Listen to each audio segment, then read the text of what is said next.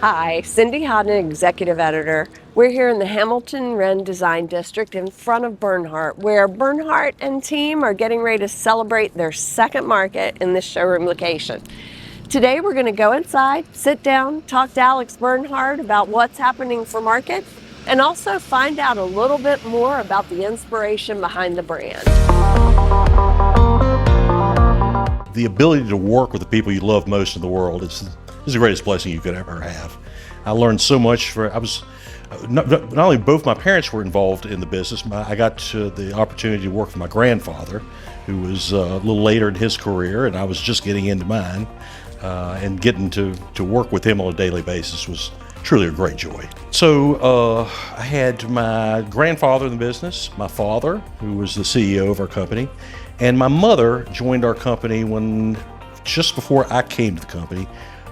She didn't have really an official job description when she came, but ended up starting what is called Bernhardt Design, which is our very high-end corporate furniture that we build. And it's now a third of our total business and one of the most successful parts of what we do. So she has been a true inspiration, as my father and my grandfather has been.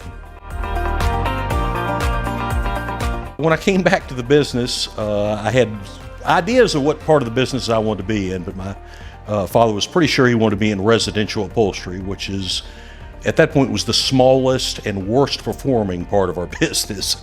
And I think he did that so that because he knew I couldn't mess it up anymore, that it was already messed up. But I learned pretty quickly that product is the most important thing in the furniture industry. And at that point, we were paying outside designers for the designs, and that was fine. And we got some good things from that. But I learned at a pretty early age, if we were going to have a distinctive look and be different than the competition, we needed to have the design function very much in-house. And I didn't really have anybody else to do it, so I started scribbling on napkins and back of envelopes with different designs. And hey, the first ones were awful. They did not sell. They were way too decorative and kind of a mess. But I learned pretty quickly about what type of things would sell, what would not, and what would be just cutting edge enough to get the customers interested but still do volume with. Early in my career, we were great generalists. Like most of the heritage furniture lines, we did 18th century furniture, 19th century, some Louis Philippe, a little bit of modern, a little bit of cottage, and we would bring out just all of those different areas, and it would be usually put together in some type of a gallery, but it would be a real head fake going from one product grouping to the next. And I was very inspired by what Gary Friedman did early in his career at RH. He was making all kinds of furniture, and then he really zoomed in on a very specific look, which at that point was Belgian modern. And that's when his brand really, really took off. And I think that's so important for a lifestyle, design-oriented brand, is to have a signature look, to have the consumer to take a look at a piece of furniture like, that's probably Bernhardt. So we did a lot of subtraction in the early days. It was things that we would not do. We were not going to do reproduction furniture. We were not going to do cottage. We were not going to do, really serious traditional things. And we gravitated to our area that we call rustic modern. And so everything we do is very organic. There's a lot of mixed media to it. We never just build in one material. It's always metal with woven materials, with metals, with different stone. And it's that combination of looks pulled together in an environment that I think is very much signature for what we do. It's so important to continue to move forward. Our industry is not the most original in the world. There are a lot of people that take inspiration from other furniture, and maybe earlier on in our company's history, we really tried to, okay, these are our designs, these are, can we patent this stuff so other people won't do less expensive versions of it and everything. And I found that was just kind of a waste of time. The more important goal is to try to create something new all the time. So that yes, maybe after a few markets, somebody has something that in their line that looks like something we did. We've moved on to something completely different. It all has to work in kind of the framework of a rustic modern lifestyle, but there's a lot of room there to move and to change the furniture, and we're very, very proud that the look evolves over time. The Millie sofa is one of my favorite designs that we come up with. The inspiration there was to decorative stitch, very much what you see on some antique leather furniture. And that's a really important part of what we do at Bernhardt, is we try to take old classic forms and modernize them, but usually by stripping things down and making them a little more minimalism than the original antecedent piece. So the Millie was based on the decorative stitch you sometimes found in old leather furniture, but obviously updating it for fabric makes it a completely different animal. The decorative stitch was very specific. That we used, it was called a block stitch on that.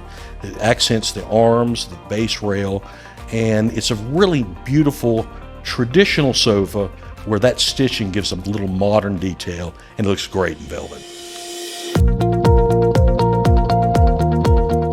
So the Brazea dining table is a very interesting combination of different forms. I've always loved live to edge furniture, but it's not great for our retail base because they're all slightly different, usually in the shape, and the retailer needs to generally sell those products off the floor. I was really looking for a way to create live edge furniture that we could reproduce time and time again, still have that truly organic look. The grain is different on every one, but the form is pretty much the shape. So I start with the top of that, and then in my travels about a year ago, I saw this beautiful floral base. It was basically a plant stand that was kind of an anthropomorphic base shape to it. It had really nice stretcher details. And I said that would be a great table base. And so we just married the two of them together. And I think it comes up with a product that's truly unique in the marketplace and has really inspired our interior design customer base. Having designed the showroom from back down to the studs, we tore everything out and started over. We could create an environment that was very flexible for the type of things that we want to do for our signature aesthetic. The architecture of the layout of our showroom really allows us to do some different things with form and texture that honestly we weren't able to do in a more basic showroom structure that we had in the big building. I think things are still going to remain somewhat difficult from an economic standpoint. It's going to take a while for interest rates to go there. But honestly, what I think about day in, day out is market share and how can we get a bigger piece of the consumer's interest. I'm always thinking about new categories. There's a number of new